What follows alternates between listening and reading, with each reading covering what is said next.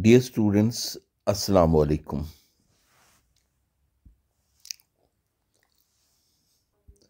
This is our last lecture from chapter number 7. Today's lecture is about catalysis. This lecture is based on two student learning outcomes.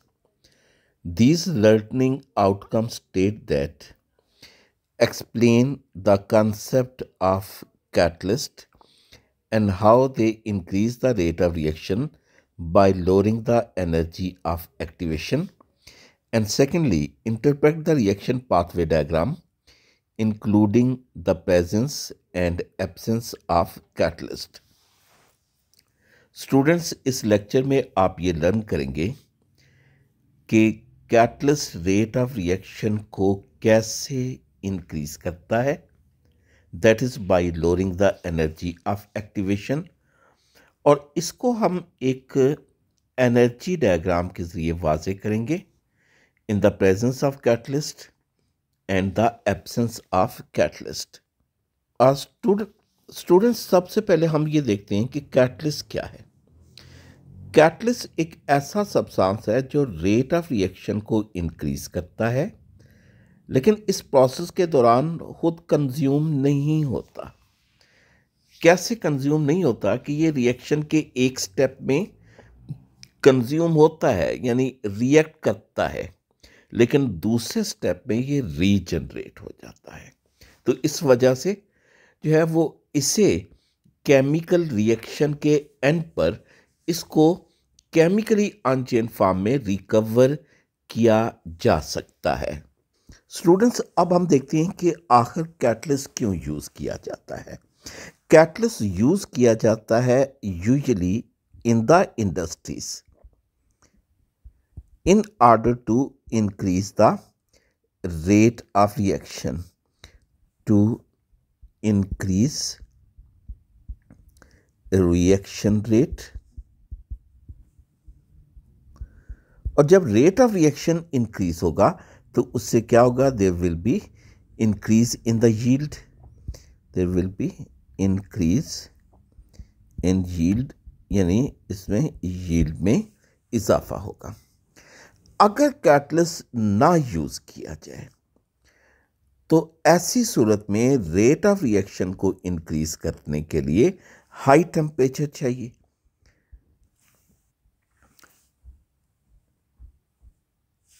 That is high temperature is required to increase the rate in the absence of catalyst. लेकिन high temperature पर reaction अगर किया जाए उसका drawback क्या है? उसका drawback जो है ये है कि रिएक्शन अनस्टेबल होगा। Reaction becomes unstable at very high temperature, very high temperature. उसकी वजह यह है कि बाज़ सब्सटेंसेस रिएक्टेंट में या प्रोडक्ट्स में वो हाई टेम्परेचर पर डीकम्पोज हो जाते हैं। तो इसलिए जो है वो कैटलिस्ट यूज़ किया जाता है, because catalyst work at less temperature as compare to that in the absence of catalyst. Catalyst की प्रेजेंस में रिएक्शन जो है वो लो टेम्परेचर पर अकर करता है। तो कैटलिस्ट इस तरह जो use of catalyst is a safe method to increase the rate of reaction. Use of catalyst is a safe way to increase the rate of reaction। ये स्टूडेंट्स, अब हम देखते हैं कि एक कैटलिस्ट रेट ऑफ रिएक्शन को कैसे increase करता है। तो किसी भी केमिकल रिएक्शन में रिएक्टेंट जो है वो सिर्फ उसी सूरत में प्रोडक्ट बनाते हैं अगर वो जो है वो अपनी एवरेज काइनेटिक एनर्जी के अलावा जो है वो सम एडिशनल एनर्जी पोजेस करते हैं। वो एनर्जी हम पढ़ चुके हैं कि that energy is the energy of activation. Energy of activation is the amount of energy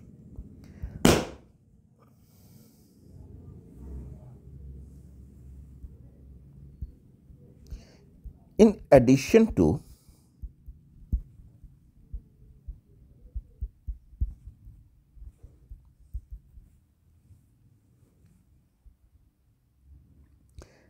the average kinetic energy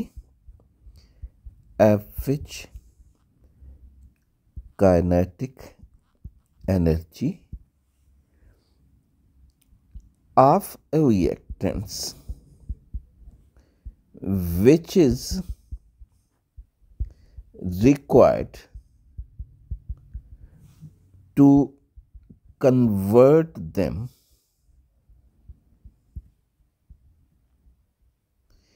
into the products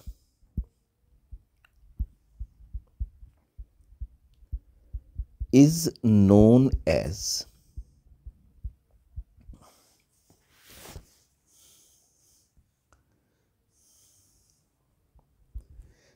energy of activation. वो एनर्जी जो रिएक्टेंट की अपनी काइनेटिक एनर्जी के अलावा है, एडिशनल है, जो उनको प्रोडक्ट में कन्वर्ट करने के लिए चाहिए, इसे हम एनर्जी ऑफ एक्टिवेशन कहते हैं। तो अगर रिएक्टेंट की मालिक एनर्जी ऑफ एक्टिवेशन के इक्वल होगी या उससे ज़्यादा होगी तब तो वो प्रोडक्ट में कन्वर्ट होंगे। लेकिन अगर जो है वो रिएक्टेंट मॉलिक्यूल की एनर्जी ऑफ एक्टिवेशन से लेस होगी तो वो प्रोडक्ट में कन्वर्ट नहीं होंगे। कोलियन थ्योरी में हम पढ़ चुके हैं कि रिएक्टेंट मॉलिक्यूल जो हैं वो सिर्फ उसी सूरत में इफेक्टिवली कोलाइड करेंगे अगर वो एनर्जी ऑफ एक्टिवेशन पोसेस करते हैं। एक सर्टेन टेम्परेचर पर जो है less number of molecules, ordinary temperature की बात हम करेंगे, तो ऑर्डिनरी टेम्परेचर पर रिएक्टेंट मॉलिक्यूल्स की कम तादाद जो है उसकी एनर्जी ऑफ एक्टिवेशन की इक्वल होगी।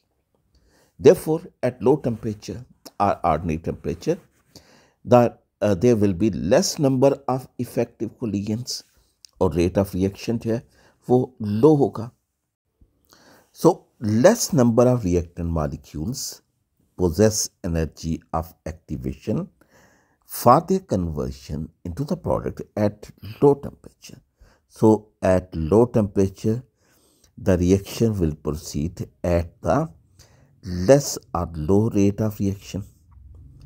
Low rate of reaction, और अगर ये रिएक्शन इंडस्ट्री में हो रहा है then the yield will be poor. Yield will be poor.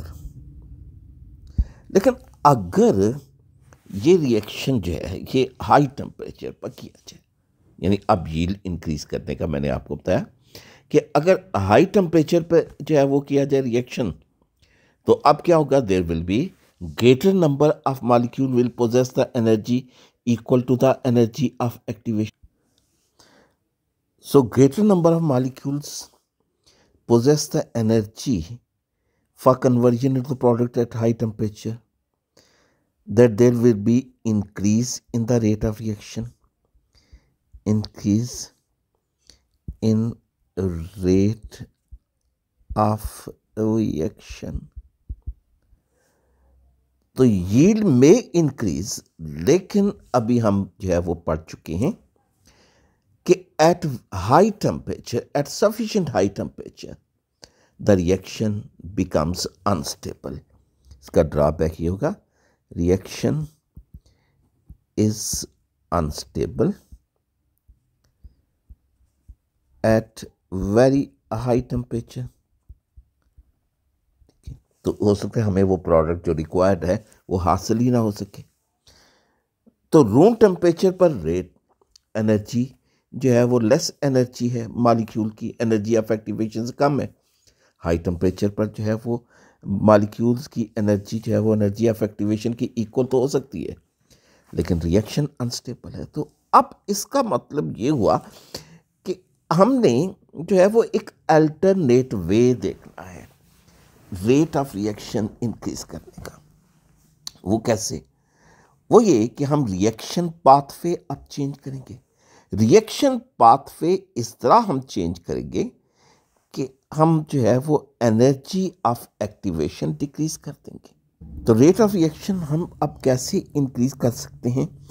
अगर हम जो एनर्जी रिक्वायरमेंट है प्रोडक्ट में कन्वर्ट करने के लिए, रिएक्टेंट को प्रोडक्ट में कन्वर्ट करने के लिए, वो डिक्रीज कर दें, तो फिर क्या होगा कि लो टेम्परेचर पर भी या ऑर्डिनरी टेम्परेचर पर भी ऐसे मॉलिक्यूल की तादाद बढ़ जाएगी जिनकी एनर्जी ऑफ एक्टिवेशन के इक्वल होगी।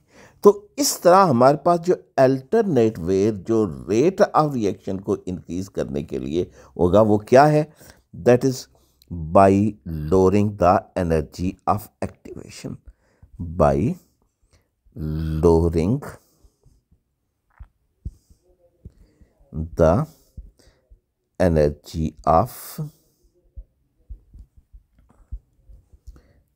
एक्टिवेशन। इसको अब हम एक डायग्राम की मदद से जो है वो स्टडी करते हैं, बल्कि इससे पहले आप एक और एग्जांपल जो है वो देख लीजिए कि ये एनर्जी ऑफ एक्टिवेशन एक्चुअली ये एनर्जी बैरियर है रिएक्टेंट और प्रोडक्ट के दरमियान। These are the reactants and these are the products. तो suppose this energy is equal to the energy of activation. तो जिन रिएक्टेंट मॉलिक्यूल की एनर्जी ये एनर्जी ऑफ एक्टिवेशन के इक्वल होगी, सिर्फ वही जो है ये प्रोडक्ट में कन्वर्ट होंगे। लेकिन जिन मॉलिक्यूल की एनर्जी ये एनर्जी ऑफ एक्टिवेशन से जो है वो कम होगी, वो उसको ये एनर्जी बैरियर जो है वो रोक लेगा, वो प्रोडक्ट में कन्वर्ट नहीं होंगे। तो अगर हम यूं करें कि एनर्जी ऑफ एक्टिवेशन को अब सपोज यहाँ पे हम डिक्रीज कर देते हैं, ये अब हम एनर्जी ऑफ एक्टिवेशन को डिक्रीज कर देते हैं, तो अब क्या होगा कि ये रिएक्टेंट के मॉलिक्यूल भी प्रोडक्ट में चेंज होना शुरू कर देंगे। When greater number of reactant molecule will be converted into product, what will happen? The rate of reaction will be increase. और ये काम कौन करता है? ये काम कैटलिस्ट करता है। तो कैटलिस्ट का फंक्शन जो है वो क्या है?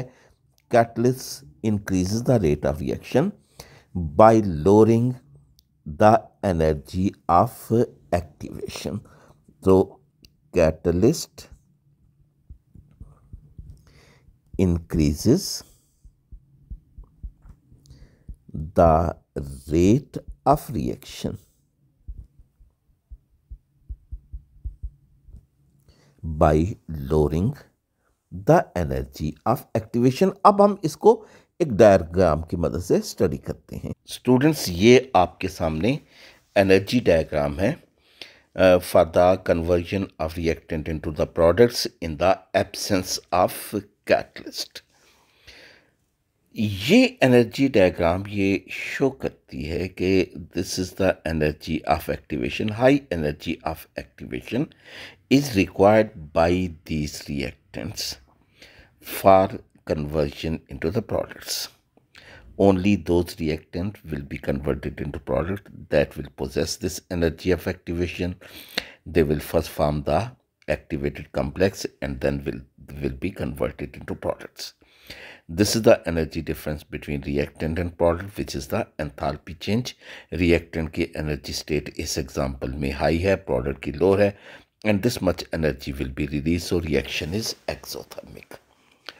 अच्छा, अब कैटलिस्ट का फंक्शन क्या है?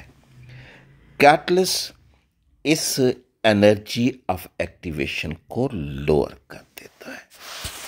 ये एनर्जी ऑफ एक्टिवेशन कैटलिस्ट ने ये लोअर कर दी।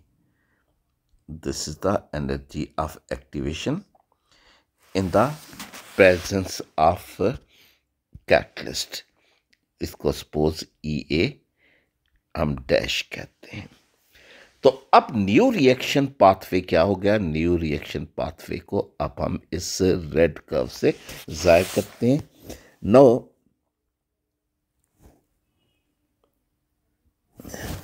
when less amount of energy is required by reactant to form the product, then greater number of molecules will possess this energy of activation to form the activated complex। यानी activated complex ऐसे molecule भी अपनाएंगे जिनकी energy कम है, क्योंकि हमने energy of activation कम कर दी। So greater number of reactant molecule will be converted into the product in the presence of catalyst।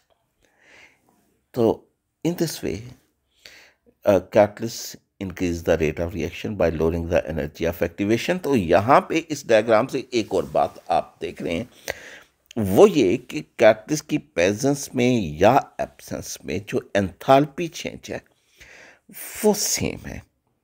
यानी जो रिएक्टेंट और प्रोडक्ट की का जो एनर्जी डिफरेंस है वो सेम रहता है। तो इसलिए जो कैटलिस्ट है वो जस्ट रेट ऑफ रिएक्शन को इंक्रीज करता है, वो थर्मोडायनामिक प्रॉपर्टी को इफ़ेक्ट नहीं करता, यानी जो एंथैल्पी चेंज को इफ़ेक्ट नहीं करता। तो इस तरह catalyst just rate of reaction को इंक्रीज करेगा। It can not start a chemical reaction which is thermodynamically not possible. Students एक एग्जाम्पल देखिएगा, conversion of ozone into oxygen gas in the stratosphere. तो स्ट्रेटोस्फीयर में जब ओजोन ऑक्सीजन में convert होती है तो हम ये कहते हैं कि ओजोन होल प्रोड्यूस हो गया है, यहाँ पे ओजोन नहीं रहेगी। तो जब ओजोन नहीं रहेगी तो वहाँ पे जो है वो हार्मफुल अल्ट्रावायलेट रेज जो है वो ब्लॉक नहीं हो सकेंगी। तो इस तरह जो है वो यू कैन से कि that this radiation will be harmful. तो अब ये ओजोन जो है ये ऑक्सीजन में कैसे कन्वर्ट होती है? This is due to the reaction with the oxygen atom. और इस रिएक्शन के लिए एनर्जी ऑफ एक्टिवेशन है 17.1 किलो जूल पर मोल। इस कन्वर्जन को क्लोरोफ्लोरोकार्बन जो है वो एनहांस करती है, यानी क्लोरोफ्लोरोकार्बन इस रिएक्शन के लिए जो है वो कैटलिस्ट के तौर पे एक्ट करते हैं। जी इस रिएक्शन के लिए कैटलिस्ट क्लोरोफ्लोरोकार्बन है। क्लोरोफ्लोरोकार्बन जो है ये क्या करता है? स्ट्रेटोस्फीयर में हाई एनर्जी जो अल्ट्रावायलेट रेडिएशंस हैं उसकी प्रेजेंस में ये ब्रेक कर जाता है इनटू क्लोरीन फ्री रेडिकल या atomic chlorine like this CFCl3। This is trichlorofluorocarbon. Ultraviolet radiation की प्रेजेंस में ये डिकम्पोज हो जाता है into two free radicals CFCl2 and chlorine free radical। ये क्लोरीन फ्री रेडिकल इनफैक्ट जो है ये ओजोन को डिकम्पोज करता है। यानी कैसे ये डिकम्पोज करता है कि it first of all react with the ozone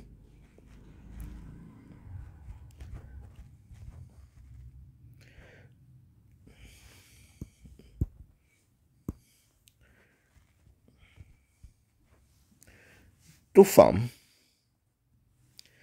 ClO free radical, ClO free radical and oxygen molecule। इस रिएक्शन के लिए जो एनर्जी ऑफ एक्टिवेशन है वो अब देखें कि कम होगी 2.1 किलो जूल पर मोल। और ये जो ऑक्सीजन जो क्या कहते हैं ऑक्सीजन एटम है। स्टूडेंट्स, ये कैटलिस्ट जो क्लोरीन फ्री रेडिकल है जो ओजोन को डिकम्पोज करता है, ये अब रीजनरेट होगा। रीजनरेट कैसे होगा? It is due to the reaction of chlorine oxide free radical with oxygen free radical. ये ऑक्सीजन फ्री रेडिकल जो है ये कहाँ से आया?